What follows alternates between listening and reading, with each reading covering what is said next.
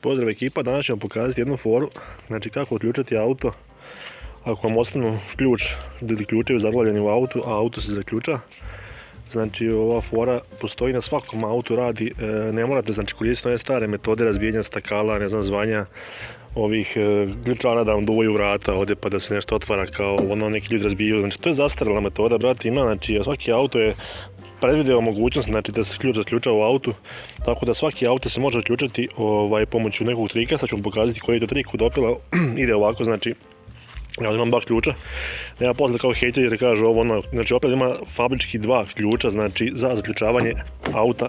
Evo vidite, znači nema niko u autu, negdje posle kao ne znam ovo ono, evo vidite, niko ne sedi u autu. Stavit ćemo ključ glavni, evo, stavit ćemo ključ glavni u bravu auta. Rezervni sam ponovo, isto njega ću ostaviti ovdje, znači ostavit ću na sedištu, stavit ću ga, evo recimo on stoji ovdje. Tu, evo, može stati na sedište, nebitno je ovdje, stavit ćemo da ne bude posle neko dirao ključ, ovo ono. Znači tiskamo dugme za zaključavanje svih vrata u autu. To, evo stoji ključ na sedištu, pogledajte, ona je u bravi. Znači zaključali smo auto, vidite gdje je ključ ostao na bravi. Evo, zaključan je auto.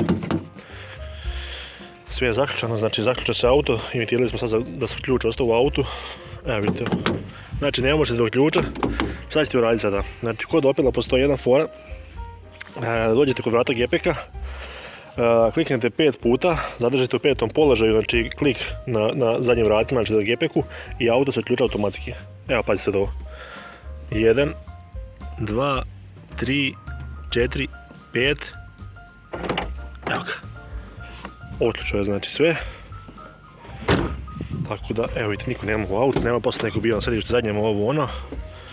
Ključevi su tu. Evo ga vidite, sedište tamo gdje je bio, ključ ovaj u autu, znači u bravi. Evo ga, znači to na svakom autu funkcioniše, znači samo zavisi od broja klikova koliko je, znači mislim da je na VAU 6 klikova sa 7. držanjem, a kod Opela je znači 5 klikova i zadržite u 5. položaju, tako da radi na svakom automobilu i to je to. Pozdrav!